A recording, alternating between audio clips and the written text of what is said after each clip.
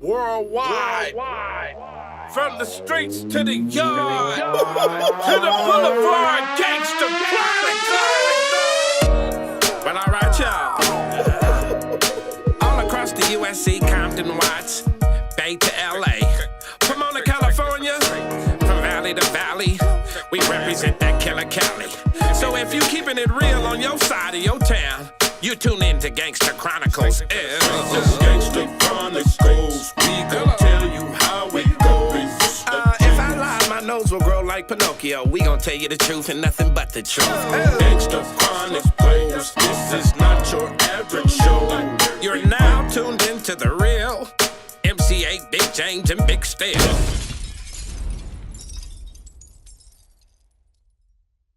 Now, the brothers who came to Eve After Dark that had my back from Pyru was Yellow Ice.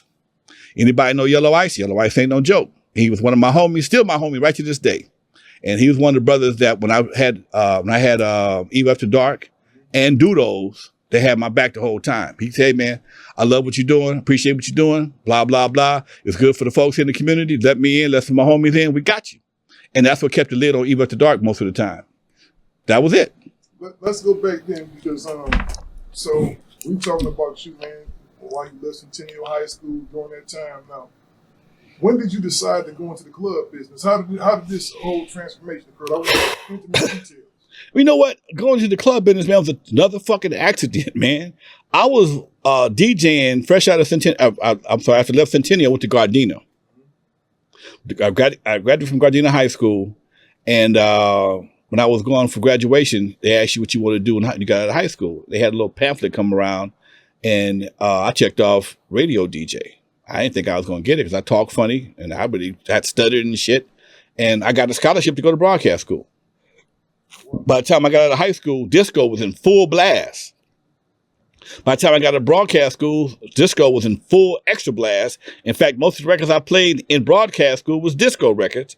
So when I got out of school, wasn't no black discos. Only discos they had was white folks discos in North Hollywood and Burbank and shit. What year was this? This is like 76, 77. 76. I left school in 75. 75, the summer of 75, I got my broadcast license in 76. So yeah, 76. Disco Alonzo was born in 76. It was created in 76. And I just named myself Disco Alonzo because that was the hottest thing going at the time. And I started booking myself at a lot of different parties, mostly wedding receptions, baby showers, and started doing dances. And it was just one of them things, man. I got a job at a record at Kenny Shoes over in Compton. Worked there for a while. Then I got another job at this place called Record Shack in Compton over off of Walnut. And it was always confusing because people think Walnut is all Carson. It's not. The side I was on the east side of Wilmington, well, east side of Central was Compton. And I sold records over the phone, me and my boy Roger Clayton from Uncle Jam's Army. That was one job we had together. That's how we really got tight. We both worked at this record distributor selling records. And he had the idea, I'm not going to take credit for his idea, to do dances at Alpine Village. But I had the sound system. I was a DJ. I had a truck, had sound system, speakers, the whole 9 yards. And man, you be the DJ, I'll promote your show, blah, blah, blah. And we did that shit for a few times, and it was real successful. And one day, I lived off of on Carlton Avenue, off 132nd in Carlton. My mom had just died. She died when I was 19.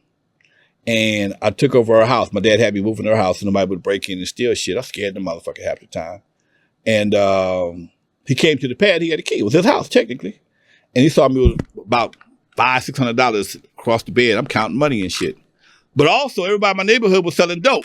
And my old man he ain't never supported the dope thing at all. He's finna fuck me up.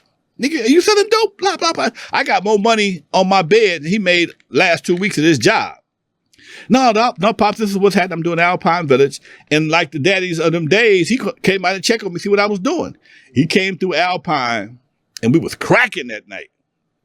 And he asked me about the business, how much was I paying for the room, and what was we doing, and blah, blah, blah.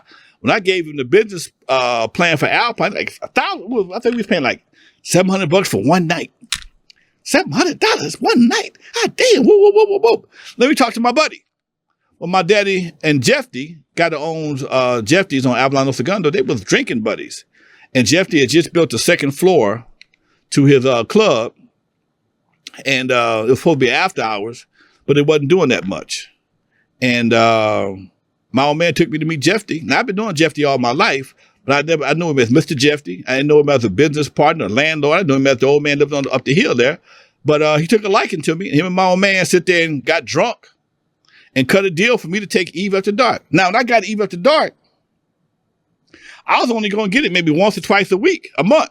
I wasn't trying to be an every weekend thing, but that was the trick bag. Okay, if you want it, you got to take it every week, Friday and Saturday. Niggas say, what?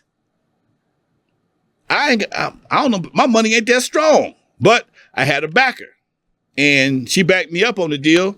And we went in there for the first few weeks. We were struggling for a minute. But then shortly after that, man, the word got out. That motherfucker jumped off. But yeah, I was within Eve trying to just be a regular dance promoter 1-2 days a week. Nothing, 1-2 days a month, no big deal. Ended up with a club at 22 years old. Yep, 22. Let me ask you this, Lonzo, at this peak, how much was you bringing in a night at the door? Man, we was charging, sometimes we charge as low as 99 cents, and I still make $2,000-$3,000. Yeah. We charge 99 cents sometimes from 99.30, and at 8:45, you couldn't get in the gas station. You could not get to the United gas station. They'd be lined up that thick. The gas station manager come a few times. Mr. Williams, could you please have them have a guard or somebody curve them so we can sell gas? It was like that, okay? And but after 9:30, it was 5, whatever the case may be. But the key to Eve After Dark success wasn't so much the amount of money, the turnover we had. And I didn't realize that till later on, because the Eve opened at 9:30, sometime 10 o'clock on a Saturday night, but we stayed open till like 5 or 6 in the morning.